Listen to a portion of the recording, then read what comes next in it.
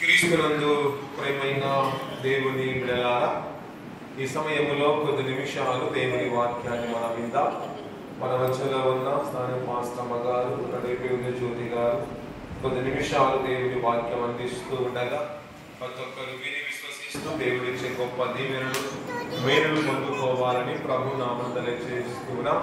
ఈ సమయాన్ని మన వద్ద ఉన్న మాస్టమ్మ గారి సమయాన్ని అప్పగిస్తూ ఉన్నాం.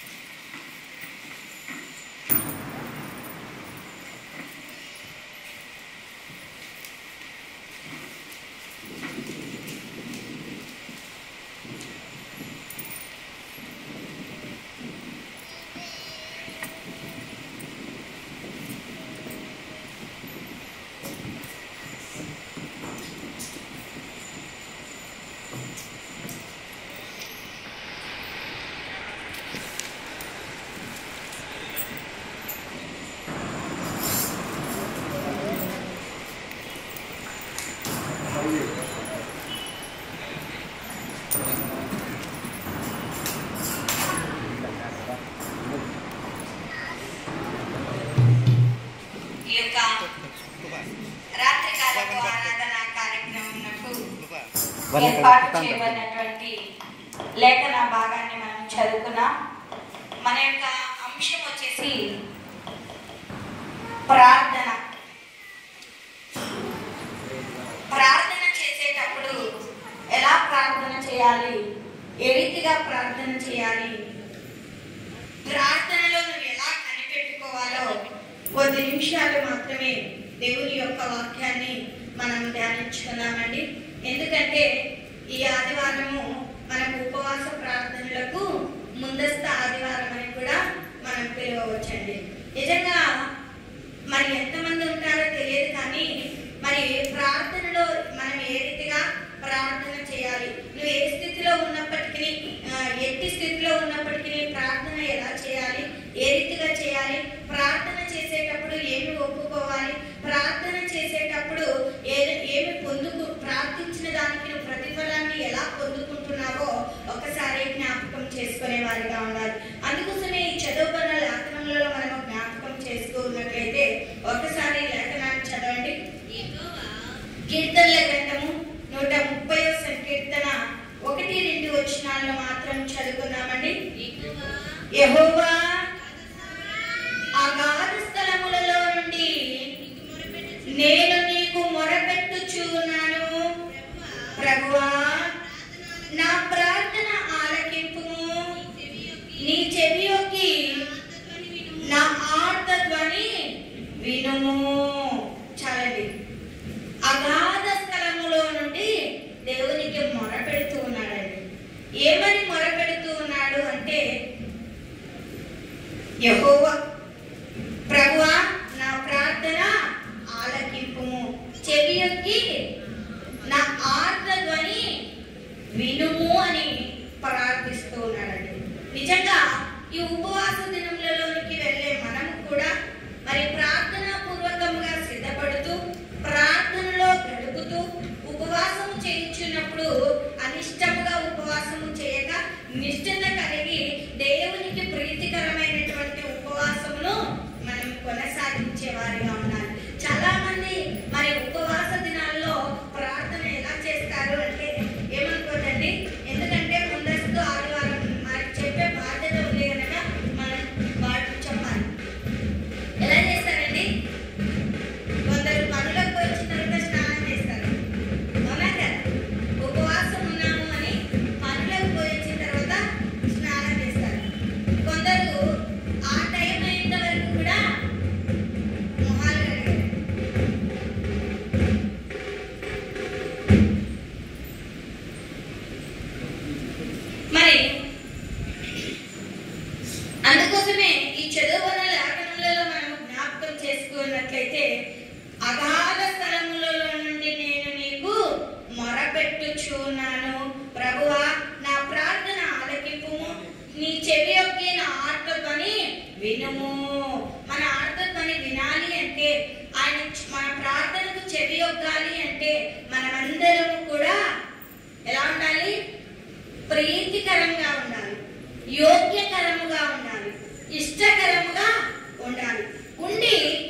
దేవునికి మొరపెట్టినట్లయితే ఎక్కడ ఉన్నా కూడా నువ్వు దేవునికి మొరపెట్టాలి.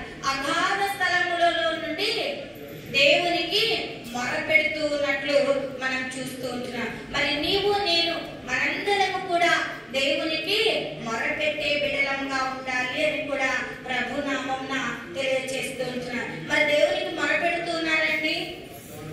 మొరపెడుతున్నారా? ఎవరు మొరపెట్టడం లేదా? ప్రార్థిస్తూ ఉన్నారా లేదా? ప్రార్థిస్తున్నారా?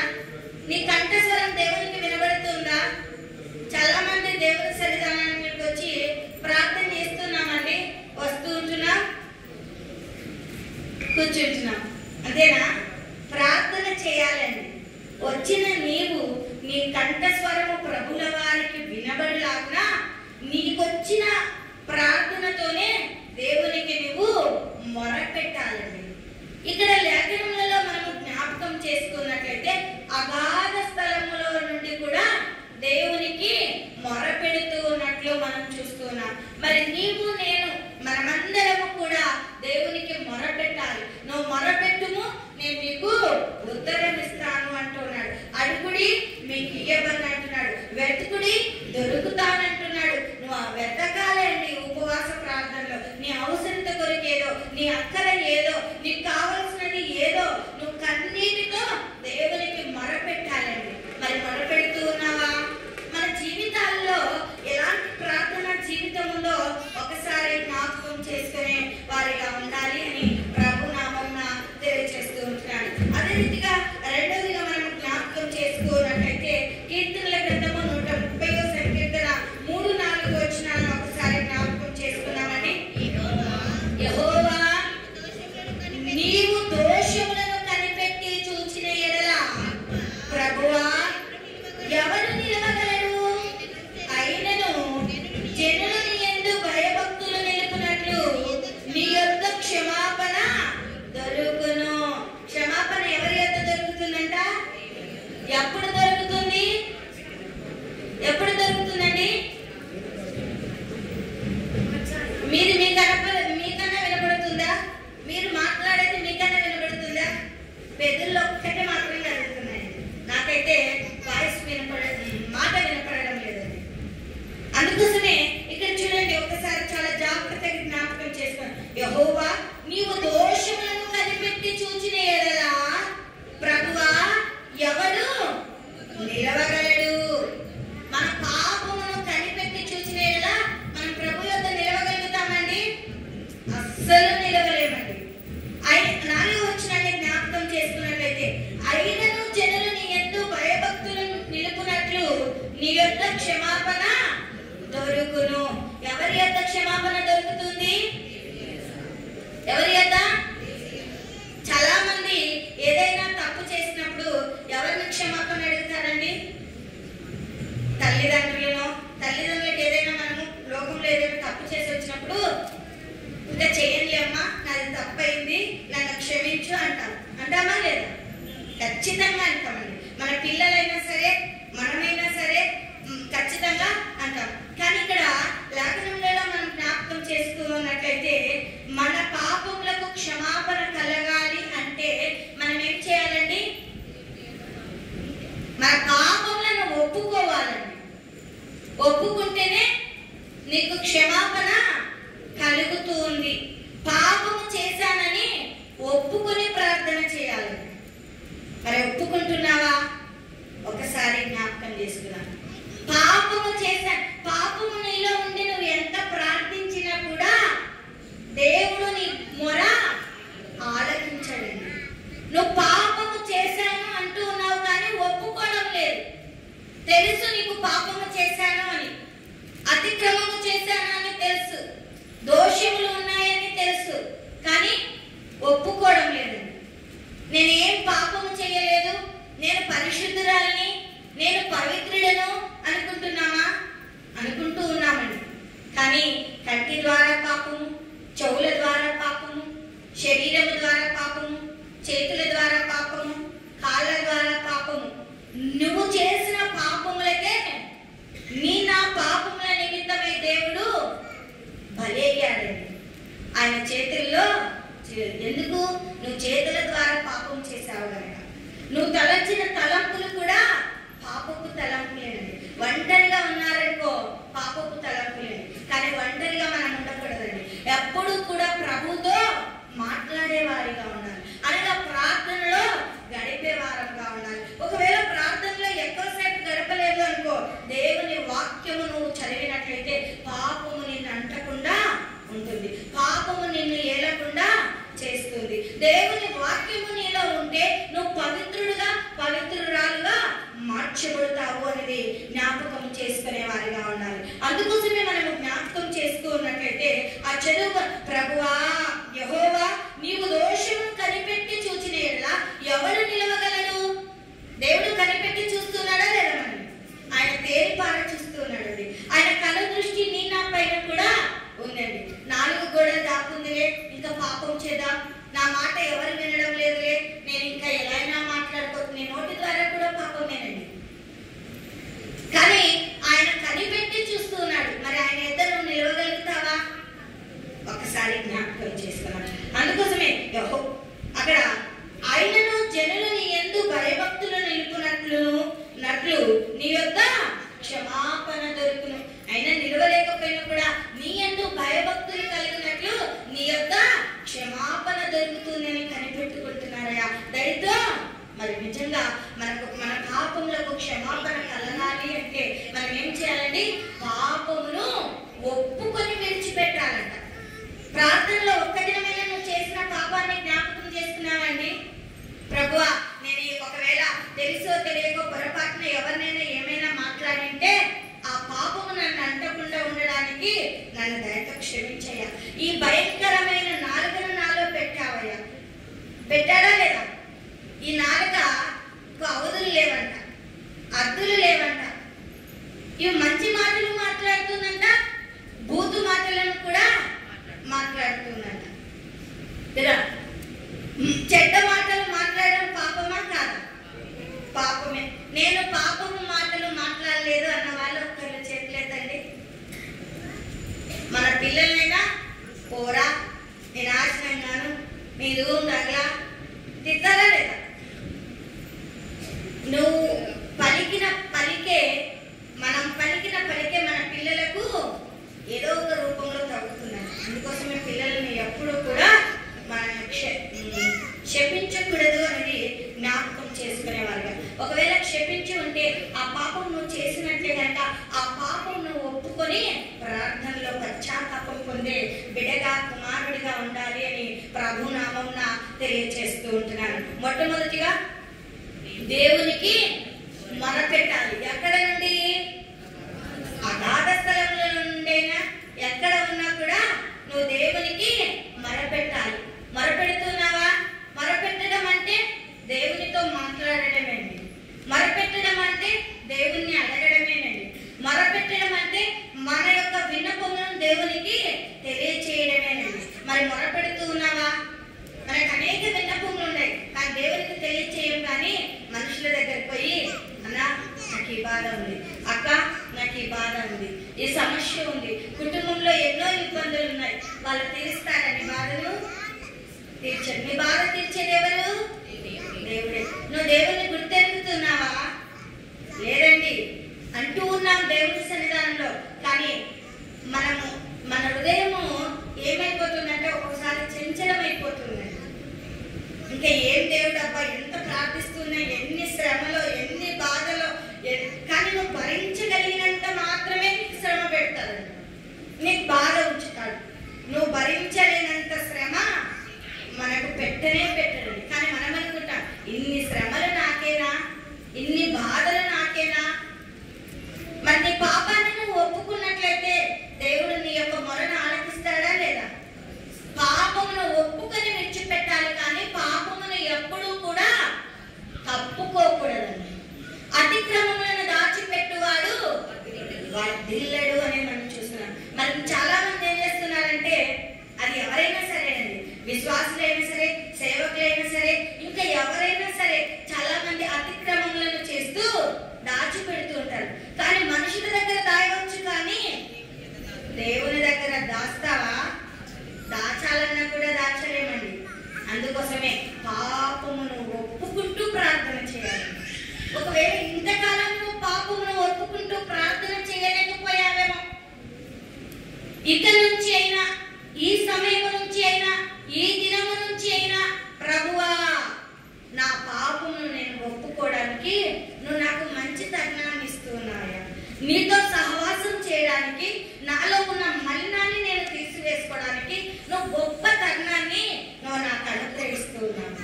అందును బట్టి నీకు కృతజ్ఞతలయ్యా. నేను పాపమును కప్పుకోకుండా, అతిక్రమములను దాచిపెట్టకుండా నీ యందు ఒప్పుకొని విడిచిపెట్టుటకు నాకు కృప చూపు దేవా అని దేవుని అడగాలండి. అడుగుదామా? ఒకసారి జ్ఞాపకం చేశాను. రెండోది ఏంటండి? పాపము చేశానని ఒప్పుకుంటూ ప్రార్థన చేయాలంట. ఒప్పుకుంటున్నారా పాపం చేశామని? పాపం లేని వాళ్ళు ఉన్నారా? ఏంటి పాపము? ఆజ్ఞ అతిక్రమమే పాపం. దేవుని మాట వినకపోవడమే పాపం. దేవుని సన్నిధానంలో కూర్చున్నావు, దేవుని వాక్యాన్ని విన్నట్టు నటిస్తూ జీవించడమే పాపం. వాక్యం అడిగానుకో తిరిగి సమాధానం ఏమీ లేదండి. ఉందా? మనం పాపం చేస్తున్నామా లేదా? చేస్తున్నామండి. అందుకోసమే పాపము చేశానని ఒప్పుకుంటూ ప్రార్థన చేయాలంట. మూడోదిగా జ్ఞాపకం చేసుకున్నాను. కీర్తనల గ్రంథము 130వ సంకీర్తన 4:5-6 వచనాలను ఒకసారి జ్ఞాపకం చేసుకున్నా. యెహోవా కొరకు నేను కనిపెట్టుచు ఉన్నాను, నా ప్రాణము ఆయన కొరకు కనిపెట్టుచు ఉన్నది. ఆయన మాట మీద నేను ఆశ పెట్టుకొని ఉన్నాను. కావలి వారు ఉదయం కొరకు కనిపెట్టుట కంటే ఎక్కువగా నా ప్రాణము ప్రభు కొరకు కనిపెట్టుచు ఉన్నది. కావలి వారు ఉదయం కొరకు కనిపెట్టుట కంటే ఎక్కువగా నా ప్రాణము కనిపెట్టుచు ఉన్నది. ఇశ్రాయేలీయులు యెహోవా మీద ఆశ పెట్టుకొనుము, యెహోవా యొద్ద కృప దొరుకును. దేవుని యొద్ద ఏం దొరుకుతుందంటండి? మనుషుల యొద్ద దొరుకుతుందా? కొద్దిసేపు మాత్రమే వాళ్ళు జాలి పడతారండి. అవునా కాదు? ఈ మనుషుల జీవితం అంతా నటన జీవితం అండి. ఈ లోకమే నటనాలయం అండి. నిజంగా ఈ నటన లోకంలో ఉన్నటువంటి మనుషులు ఎలా ఉన్నారంట? నటిస్తూనే జీవిస్తున్నారు. కానీ దేవుని వాక్యం ఏం సెలవిస్తుందో తెలుసా? దేవుని కొరకు ఆశతో కనిపెట్టుకోమని సెలవిస్తుంది. దేవుని కొరకు కనిపెడుతున్నావా? కనిపెట్టడం లేదు. ఎవరి కొరకు కనిపెడతారండి? ఒకవేళ పిల్లోడు స్కూల్ పోయి లేటుగా వచ్చారనుకో, ఇంకా రాలేదే, పిల్లల కొరకు కనిపెడతాం, భర్త కొరకు కనిపెడతాం, భార్య కొరకు కనిపెడతాం. మరి కుటుంబంలో ఎవరైనా రాకపోతే వారి కొరకు కనిపెట్టుకునే వారిగా ఉంటాం. ఆ దేవుని వాక్యం సెలవిస్తుంది, యెహోవా కొరకు ఆశతో కనిపెట్టుకోవాలంట. కనిపెట్టడం అంటే ప్రార్థనలో గడపడమేనండి. చాలా మంది ప్రార్థిస్తారు, వెంటనే కళ్ళు తెరిచేస్తారు. అవునా కదా? కొందరు దేవుని సన్నిధానంలో ఉంటూ అన్నా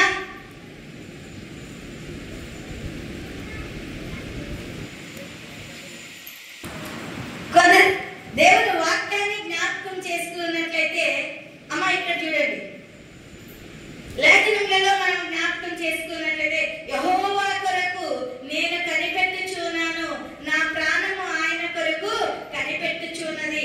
ఆయన మాట మీద ఆశ చేత, ఆయన మాట మీద నేను ఆశ పెట్టుకొని ఉన్నాను. దేవుని మాట మీద ఆశ పెట్టుకోవాలి. దేవుని సన్నిధానానికి వచ్చాం కానీ దేవుని మాట మీద ఆశ పెట్టుకోలేకపోతున్నామండి. చాలా మంది నేను స్వార్థం చెప్తున్నానండి అంటున్నాను. నిజంగా ఒకసారి స్వార్థం గురించి వాక్యం చూసుకో, పాట భక్తులు చాలా చక్కగా పడతారండి.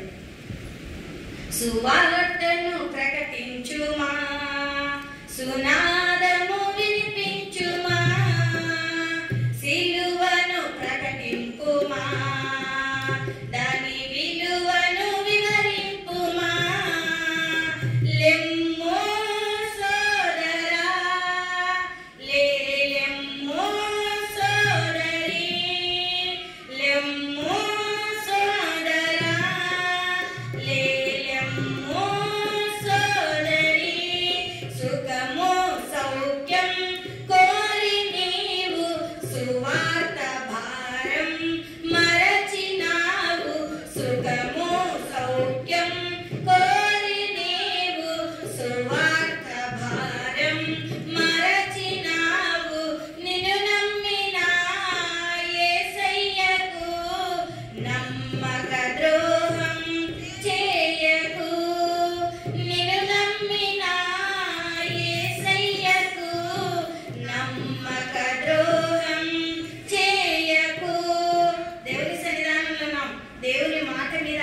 ఆశతో కనిపెట్టుకున్నామా?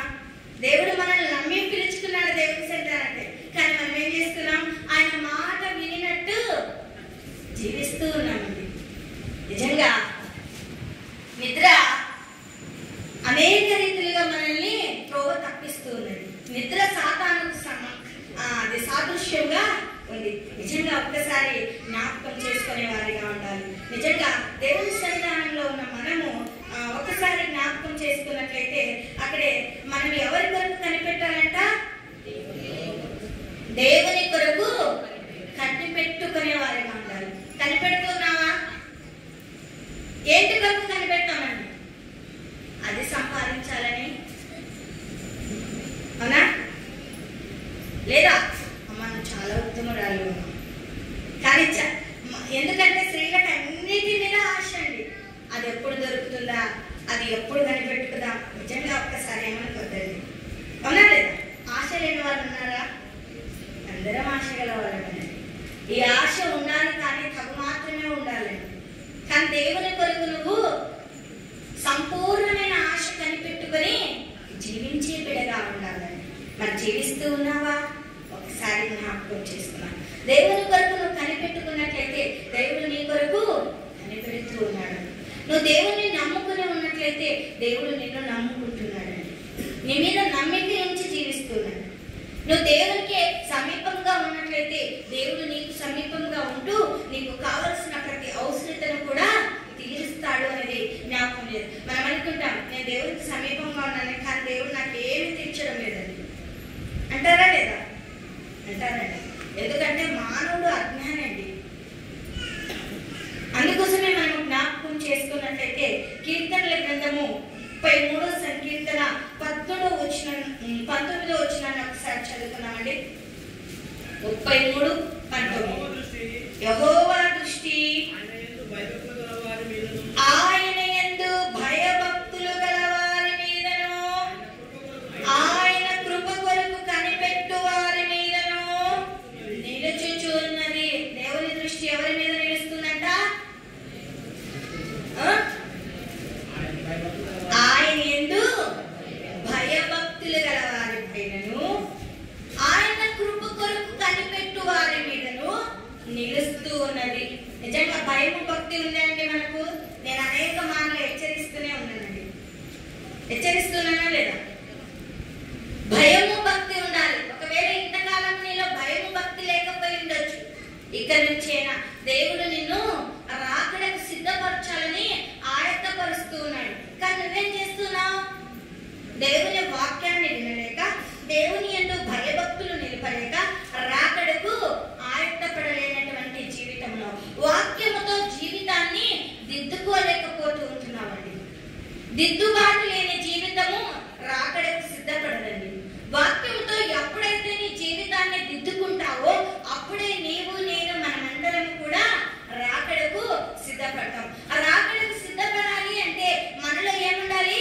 దేవుని యందలి భయభక్తులు ఉండాలంట. ఉన్నాయా? అందుకోసమే అక్కడ మనం యెహోవా దృష్టి ఆయన యందు భయభక్తులు గల వారి మీదను. దేవుని దృష్టి మన పైన ఉంది కనుకనే మనం ఇంకా సజీవులుగా ఉన్నామండి. ఆయన దృష్టి మన మీద లేదు అనుకో, ఎప్పుడో పాతాళంలోనికి వెళ్ళిపోయేవాళ్ళం. అవునా కదా? ఆయన దృష్టి మన మీద ఉంది కనుకనే ఇంకా మనం ఆరోగ్యవంతులముగా ఉన్నాము అనేది జ్ఞాపకం చేసుకునే వారిగా ఉండాలి. ఆయన కృప కొరకు కనిపెట్టు వారి మీదను నిలుచుచూ ఉన్నది. దేవుని కృప కొరకు కనిపెట్టుకోవాలట. మొట్టమొదటిగా కనిపెట్టుకోవాలి, తర్వాత దేవునిలో మనల్ని మనకు కట్టుకోవాలి, తర్వాత కాచుకోవాలంట. నువ్వు చేసిన ప్రార్థన నీకు ప్రతిఫలం వచ్చేంత వరకు కూడా కాచుకోవాలి, ఎదురు చూడాలంట. ఎదురు చూస్తూ ఉన్నావా అండి? ఆమెనంట ప్రార్థిస్తాం. ఎలా ప్రార్థిస్తామండి? స్టార్టింగ్ లో ప్రభువా, దేవా, తండ్రి అని ప్రార్థిస్తాం. ఎండింగ్కి వచ్చే తలక ఎవరి నామంలో ప్రార్థన చేస్తున్నారో కూడా తెలియదండి. ఆమె అనే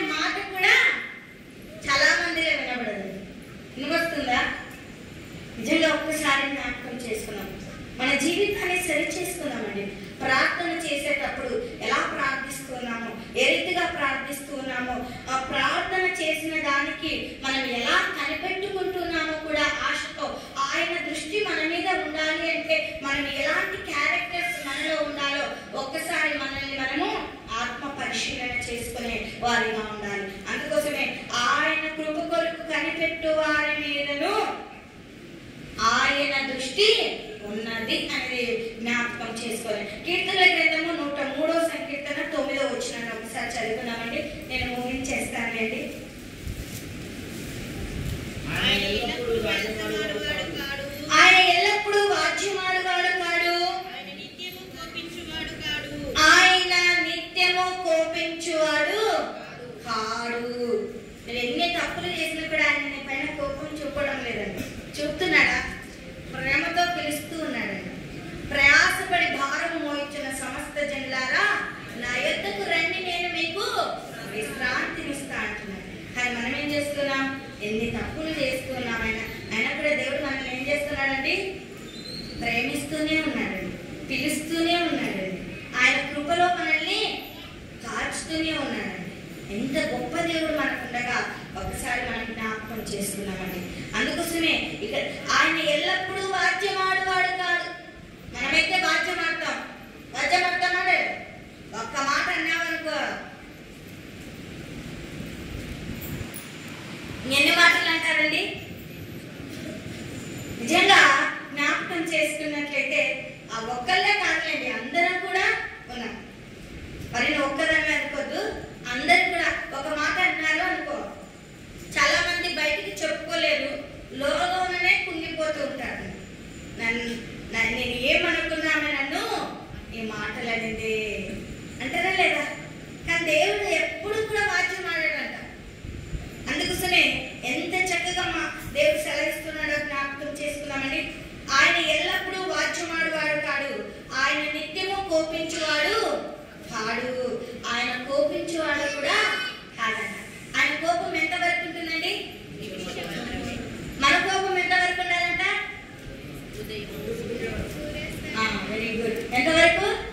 సూర్యోదయం మొదలుకొని సూర్యాస్తమయం వరకు ఉండాలండి. కానీ ఎంతవరకు ఉంటాయండి మన కోపాలు? ఎల్లప్పుడు ఎల్లప్పుడు ఉంటాయా అమ్మా? ఎల్లప్పుడు ఉండకూడదమ్మా. ఒకవేళ కోపం ఉండాలి, కానీ ఆ మనిషిని చూసి దిగబట్టకూడదండి. అవునా? ఆ కోపం నీలోనే దిగమిందుకో. అందుకోసమే చాలా చక్కగా సెలవిస్తున్నమాట. కోపం, దేవుని కోపం ఎంతసేపు ఉంటుందంట? నిమిషము మాత్రమే ఉంటుందంట. కానీ మన కోపం ఏం చేస్తాండి? ఒకవేళ అత్త కోడలే కొట్లాడుతుంది అనుకుందాం, ఏం చేస్తారు? దుంపదేగా అత్తనేమనలేక సామాన్ల మీద ప్రతాపాలు చూపిస్తుందండి, డబా డుబా వేస్తూ ఉంటుంది. అవునా కదా? కోడలు ఏం చేస్తుందో తెలుసా? ఒకవేళ అత్త కోడలు అలా చేసినప్పుడు కోడలు ఏం చేస్తుందో తెలుసా? పిల్లల మీద చూపిస్తుందండి. ఆ పిల్లలని ఎలా కొడుతున్నారో తనకు కూడా తెలియదండి. అవునా? ఒకవేళ పిల్లల మీద చూపించారు, పిల్లలు ఎవరు ఎదురుగా లేకుంటే ఎవరి మీద చూపిస్తుందో తెలుసా? భర్త మీద. నీకేది అంటారు కదా, వాళ్ళంత అన్నింటిలో ఎక్స్పీరియన్స్. చాలమ్మా, నిజంగా ఒక్కసారి జ్ఞాపకం చేసుకున్నాం. మన కోపము, దేవుని కోపమే నిమిషం ఉంటే మన కోపము జీవిత కాలం ఉండకూడదండి. క్షమించే హృదయం ఉండాలండి. దేవుడు మనల్ని క్షమించాడా లేదా? ఎప్పుడైతే క్షమించే హృదయం ఉంటుందో అప్పుడు నీ నా ప్రార్థనకు ప్రతిఫలం వస్తుందండి. నిజంగా ఒకసారి జ్ఞాపకమే. తండ్రి కొడుకులు కొట్లాడితే ఏం చేస్తారండి? నా కొడుకే కదా అంటే అని నేను తండ్రి సర్దుకున్నాను. కానీ కొడుకు ఏం చేస్తాడు? వాడు నన్ను అంటాడు. తండ్రి అని కానీ చూడకుండా వాడు నన్ను అంటాడా? ఎంత అవివేకం ఒక్కసారి జ్ఞాపకం చేసుకున్నామండి. నిజంగా ఒక్కసారి మన బ్రతుకులను మార్చుకున్నామండి. నువ్వు విశ్వాసివి, క్రైస్తవునివి,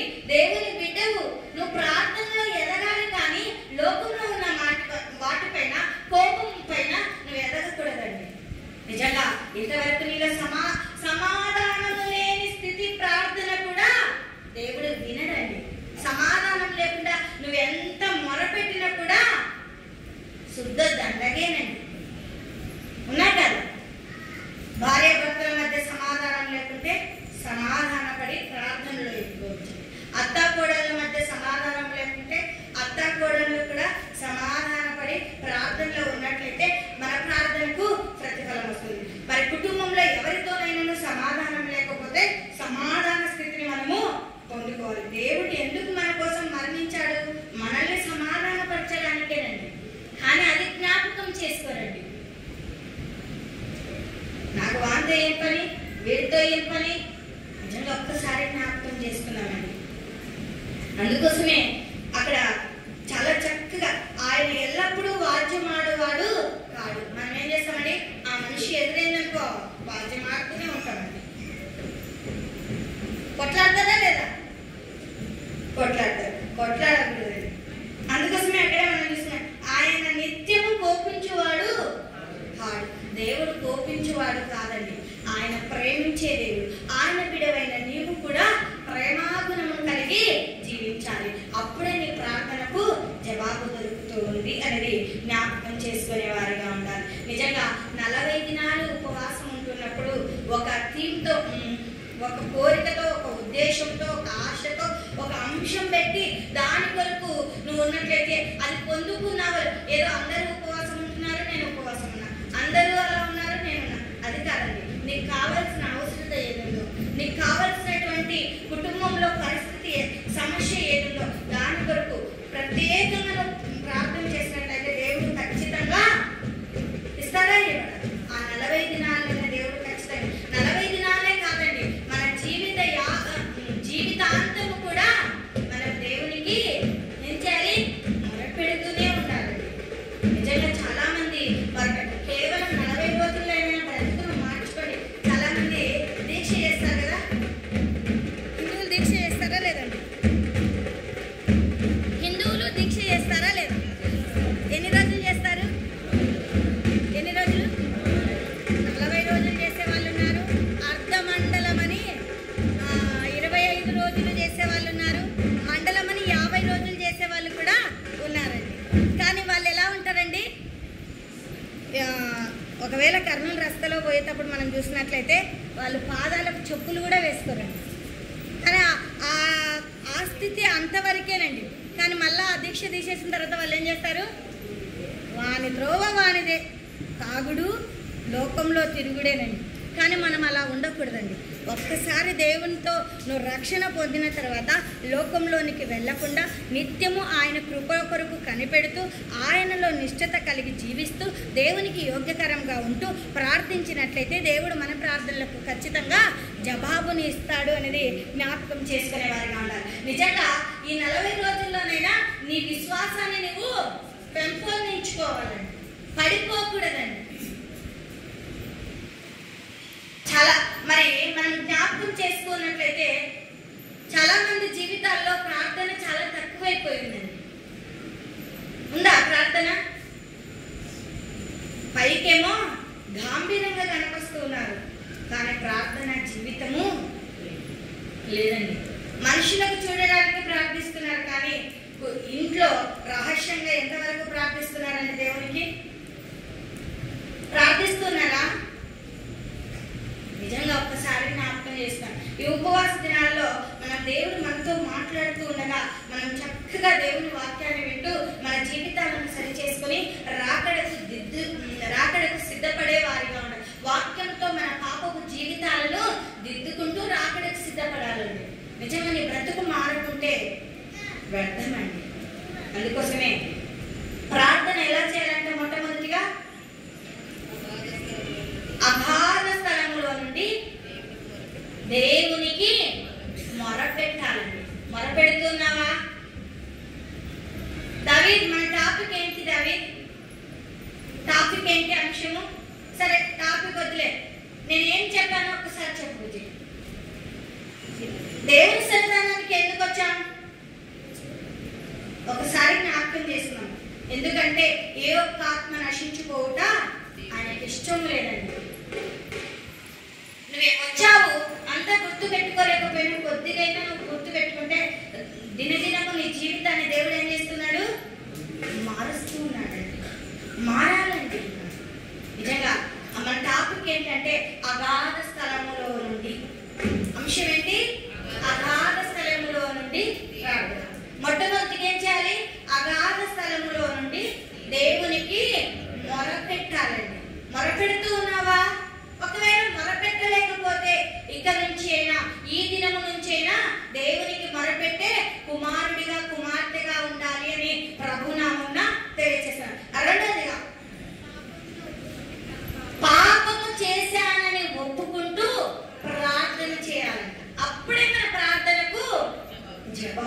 పలుకుతూ ఉంది. మూడోదండి, యెహోవా కొరకు ఆశతో కనిపెట్టుకోవాలంట. అందుకోసమే ఈ ఆశ ఎప్పుడు వస్తుంది? దేవుల్లో భయము భక్తి ఉన్నప్పుడే దేవుని కొరకు కనిపెట్టుకునే ఆశ వస్తుంది. భయము భక్తి లేకపోతే ఏంపా, ఇలాగే ఉంటాయి మన జీవితాలు. అందుకోసమే ఒకసారి జ్ఞాపకం చేసుకునే వారిగా ఉండాలి. స్థితి ఎట్టిదైనా ఆయన, మీ స్థితి ఏ స్థితి అయినా కూడా ఆయనపై మాత్రమే నమ్మిక ఇచ్చి జీవించే బిడగా ఉండాలి. ఆయనపై కనిపెట్టుకుంటే శ్రమలలో నీకు ఆయన తోడుగా ఉంటాడు. నువ్వు ఆయనపై కనిపెట్టుకొని నమ్మకించి ఉంటే ఆయన నీకు శ్రమలలో కూడా తోడుగా ఉంటాడు. దేవుడు నీకు తోడు కావాలి అంటే ఆయన యందు భయభక్తులు కలిగి ఆయన కృప కొరకు కనిపెట్టుకునే వారముగా ఉండాలి అని ప్రభు నామమున తెలియజేస్తూ దేవుడు చిన్ని వాక్యాన్ని మనందరి వెనుకలో దీవించి ఆశీర్వదించునుగాక. ఇచ్చిన సమయాన్ని బట్టి అయ్యగారికి వందనాలు తెలియజేస్తూ, చేరొచ్చిన మీకు అందరికీ కూడా వందనాలు తెలియజేస్తూ ముగించుకుంటున్నాను. క్రీస్తునందు ప్రియమైన దేవుని బిడ్డలారా, విన్న వాక్యాన్ని మీరు విడిచిపెట్టక దేవుని యొక్క వాక్యానుసారముగా, దేవుని యొక్క చిత్తానుసారంగా మనమందరము జీవించినట్లుగా, బ్రతుకున్నట్లుగా ప్రభు సన్నిధిలో మనము ప్రార్థన చేసుకుందాం. అందరూ తలవంచి ఉండగా ప్రార్థన చేసుకుందాం. సమయంలో ప్రార్థించుకొని దేవునిచ్చే ఉన్నతమైన తన కృపను, తన సన్నిధిని సమయంలో పొందుకుందాం. అలా ప్రార్థిస్తుండగా మన మధ్యలో ఉన్న సేవల సంఘ వారి ఆనంద్ గారు మన ప్రార్థన నడిపిస్తారు.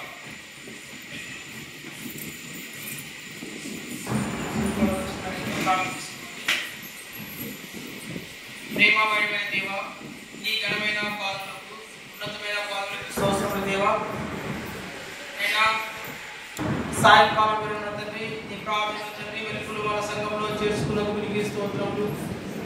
అయినా కృప దావిని పిలుచుకున్న దేవా, నీకే స్తోత్రములైనా. అనేక భక్తులను పిలుచుకున్నావు తండ్రి, లోకం వైపున తండ్రి అయినా ఉన్నప్పటికీ నా తండ్రి మరి వాళ్ళు పిలుచుకున్న తండ్రి ప్రార్థించుకు పిలిచినందుకు అయినా దేవానికి స్తోత్రం. అగాధ శ్రమలో తండ్రి నీకు మొరపెట్టుకున్నటువంటి భక్తుని బట్టి కూడా దావిని బట్టి ప్రార్థన చేస్తూ ఉన్నాను దేవా. నీకే స్తోత్రములైనా, వందనాలు. అయినా నీ పెట్టేసినటువంటి వాక్యాన్ని పెట్టుకున్న తండ్రి అయినా మేము నన్ను వాక్య ప్రకారంగా తండ్రి జీవిస్తూ అయినా మరి నీ యొక్క వాక్యం హృదయాల మీద భద్రపరుచుకుంటున్న తండ్రి. దావీదు చక్కగా తండ్రి 30వ కీర్తనలో ప్రభువా చక్కగా తండ్రి వాక్యం వినిపించినందుకు తండ్రి ఆ వాక్యం సార్లు నడుచుకునే వాక్యం అయినా మరి యొక్క కడవరి దినాలు, అంత్య దినాల దగ్గరకు వస్తున్నాయి దేవా. అవును తండ్రి ప్రభువా. అయినా మరి ఈ యొక్క పాస్టర్ బుధవారం అయినా తండ్రి అయినా మరి ఆదివారం ముందైనా తండ్రి యొక్క అయినా మరి బుధవారం నుంచి తండ్రి 5వ తారీఖు నుంచి మార్చి 5వ తారీఖు నుంచి తండ్రి 40 రోజులు లెంట్ డేస్ జరుగుతూ ఉంది. కాబట్టి నీ బిడ్డ తండ్రి ఎంతో ప్రేమతో తండ్రి చక్కటి వాక్యాన్ని అయినా నీ బిడ్డలకు వివరించినందుకు అయినా పరిచయాన్ని బట్టిన తండ్రి కుటుంబాన్ని బట్టి ప్రార్థన చేస్తూ ఉన్నాం దేవానికే స్తోత్రమయ్యా, వందనాలు. అయినా ఒక బిడ్డను ఆశీర్వదించండి, కాపాడండి దేవానికే స్తోత్రం చెల్లించుకుంటున్నాం. అవునయ్యా ప్రభాని మేము తండ్రి నీకు తండ్రి మొరపెట్టుకోలేకపోయాము, దయతో క్షమించండి. మా బిడ్డలందరినీ క్షమించమని ప్రార్థన చేస్తూ ఉన్నాం దేవా. ప్రతి ఒక్క ప్రార్థన తండ్రి మీరు అంగీకరించమని ప్రార్థిస్తున్నాం దేవా.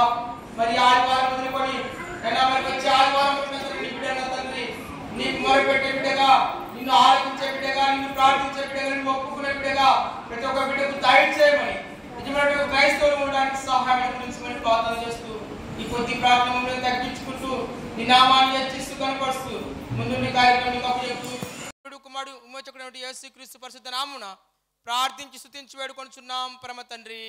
ఆమేన్.